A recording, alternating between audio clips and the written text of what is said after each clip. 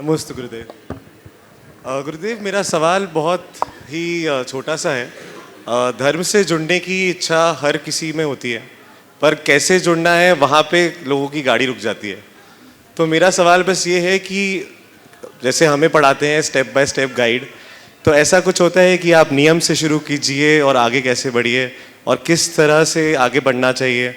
जैसे मैं नियम लेना चाहता था कि मैं रोज़ देव दर्शन करूं, पर देव दर्शन की विधि जब मुझे पता चली सबसे अलग अलग, मैं वहाँ कंफ्यूज हो गया।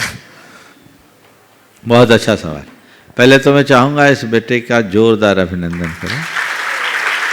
आज इसने अपनी माँ को गुनायतन के ट्रस्ट से जोड़ा है और अभी अभी इसकी जॉब लगी और इसने तय किया हम अपना पहले वर्ष की पूरी कमाई ऐसे कार्य पर लगाएंगे।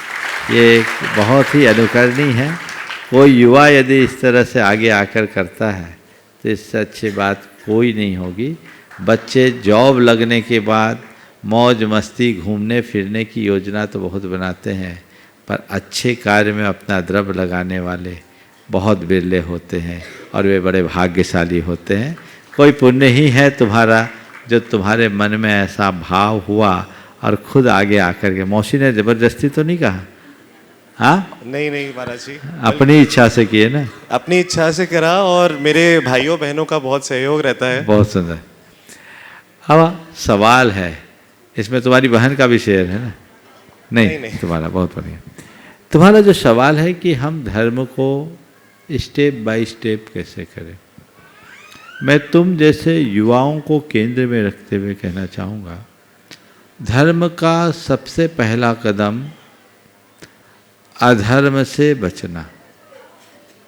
क्या? अधर्म नहीं करना।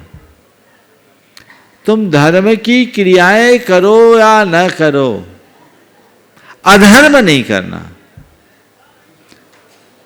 हरी बत्ती में गाड़ी आगे बढ़ाओ न बढ़ाओ तुम्हारी मर्जी, पर जहां लाल बत्ती है गाड़ी रुकनी ही चाहिए। समझ गए? तो पहली मर्यादा अधर्म का प्रतिज्ञा पूर्वक त्याग। फिर धर्म के क्षेत्र में सबसे पहला चरण एक जैनी होने का मद्य मांस मधु और पंच उदंबर फलों का त्याग, ये प्रतिज्ञा पूर्वक त्याग होना चाहिए। किसी भी प्रकार के मादक पदार्थ के सेवन से बचना चाहिए। मांस भक्षण का प्रतिज्ञा पूर्वक त्याग होना चाहिए। शहद का त्याग होना चाहिए। और पंच उदंबर जो कभी सेवन में नहीं आता उसका भी प्रतिज्ञा पूर्वक त्याग करना चाहिए। फिर है कुलाचार का पालन।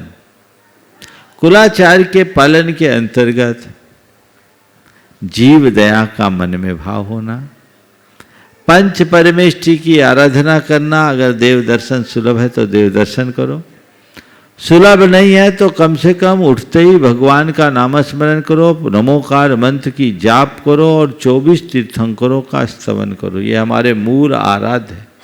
सुबह उठते ही कुछ नहीं हो तो ऋषभ अजित संभव अभिनंदन सुमति पद्म सुपार्श जिन राय चंद पहुप शीतल श्रेयांश पुनि बास पूज्य पूजित सुरराय विमल अनंत धर्म जस उज्ज्वल शांति कुंथ अर मल्ली मनाय मुनि सुब्रत नमी नेमी पार्श्व प्रभु वर्धमान पद शीश झुकाए।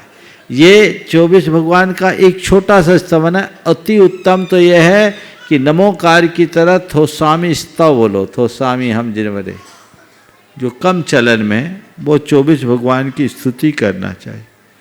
ये घर बैठे भी कर सकते हैं, पर अगर घर के पास मंदिर है और सुलभता है तो देव दर्शन करो।